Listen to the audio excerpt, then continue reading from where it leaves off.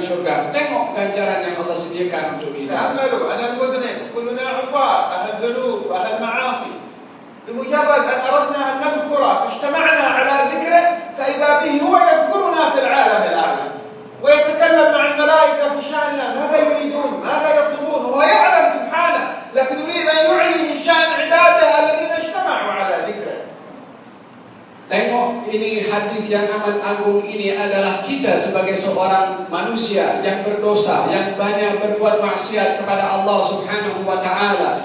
Dengan hanya duduk di dalam majlis-majlis seumpama ini, Allah Subhanahu wa taala bertanya kepada para malaikat, walaupun Allah itu amat mengetahui apa yang sedang kita kerjakan, tetapi bertanya kepada malaikat untuk nak bagi tahu kepada kita tentang nilai majlis-majlis seumpama ini.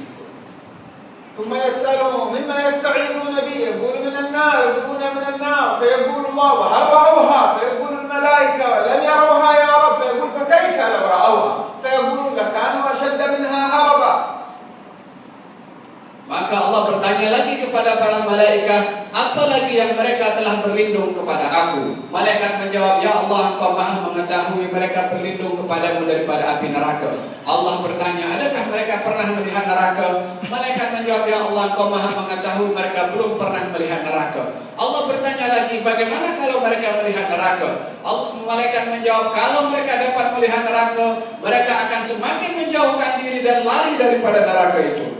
اللهم إنا نسألك رضاك والجنة ونعوذ بك من سخطك والنار. اللهم إنا نسألك رضاك والجنة ونعوذ بك من سخطك والنار. اللهم إنا نسألك رضاك والجنة ونعوذ بك من سخطك والنار.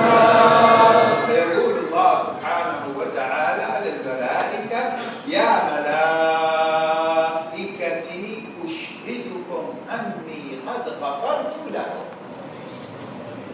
Allah Subhanahu wa taala berfirman kepada para malaikat, wahai sekalian para malaikat, saksikanlah, jadilah kamu saksi, aku telah ampunkan dosa semua manusia orang itu.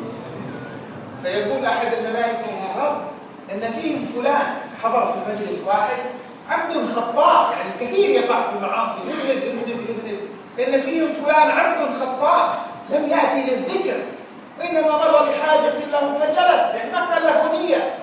فيقول الله تعالى وله قد غفرت إنهم القوم لا يشقى جليسهم. Malaikat berkata kepada Allah, ya Allah, di dalam majlis itu ada seorang yang dia banyak berbuat dosa, banyak berbuat maksiat. Datang ke majlis zikir bukan niat nak datang majlis zikir, lalu saja nampak ada orang berhimpun, dia pun pergi juga tak ada niat untuk menghadiri majlis zikir. Adakah orang yang seumpama itu Engkau juga ampunkan ya Allah? Allah menjawab kepada para malaikat, baginya pun aku juga ampunkan. Dia duduk dengan orang-orang yang aku ampunkan, maka tak akan celaka seorang pun yang duduk dengan orang-orang yang aku ampunkan. Alhamdulillah. هذا الرب الكريم الذي فتح لنا أبواب الرحمة وأبواب المغفرة.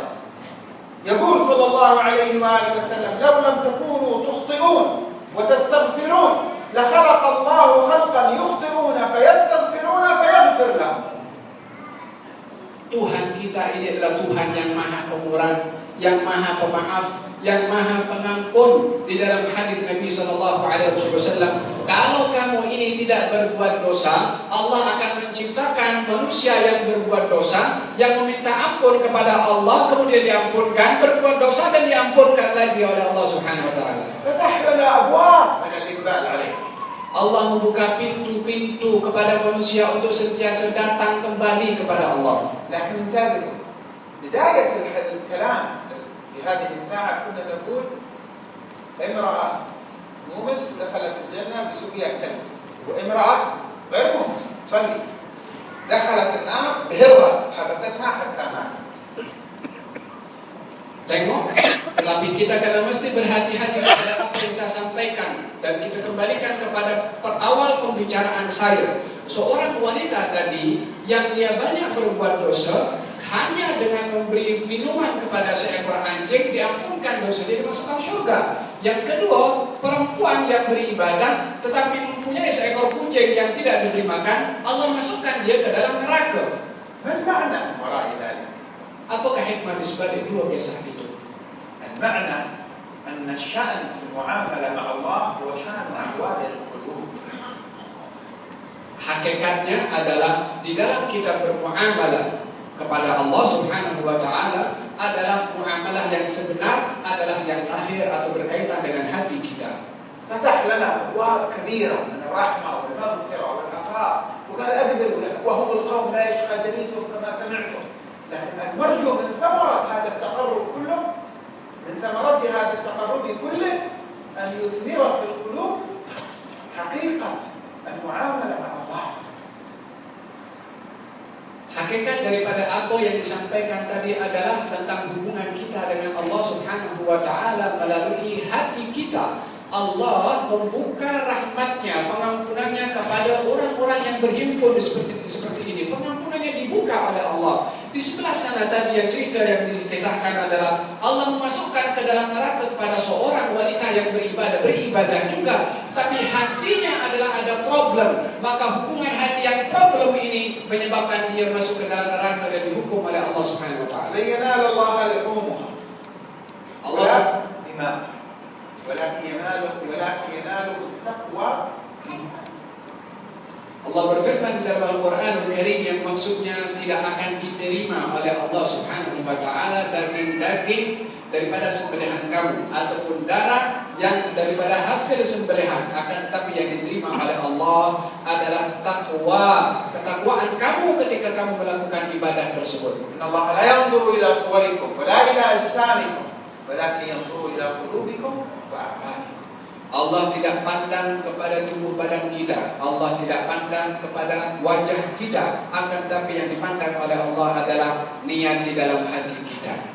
ولهذا المرجو من ثمار مثل هذه المجالس أن يرجع كل واحد منا إلى قلبه ويبحث عن حال قلبه مع الله.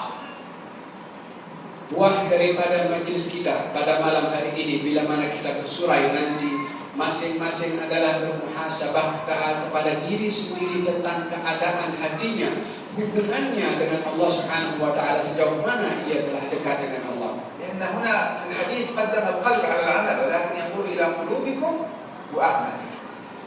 Di dalam hadis yang dibacakan tadi adalah yang dipandang oleh Allah terlebih dahulu didahulukan hati, kemudian amal, hati kemudian amal. فالمقصود من العمل ما يثمر في القلب. Maksud daripada amal yang kita buat itu adalah membawa kesan di dalam hati kita. يحتاج كل واحد منا يفكر هل من ثمار حضوره هذه المجالس، من ثمار صلاته، عبادته، صدقته، تلاوته، هل أثمرت في قلبه رحمة للخلق، محبة للناس، مسامحة لمن أساء، صفاء في باطنه؟ يتفكر هذه الثمار. Perlunya kita bermuhasabah kepada diri sendiri tentang keadaan hati kita melalui amal baik kita ini. Adakah keterkesanan daripada amal baik yang kita buat itu kepada hati kita, sehingga hati kita ini terpenuhi dengan sifat-sifat suka memaafkan kepada orang yang salah, suka berbaik sangka kepada orang lain, berbuat perkara-perkara yang baik yang lahir daripada hati sendiri.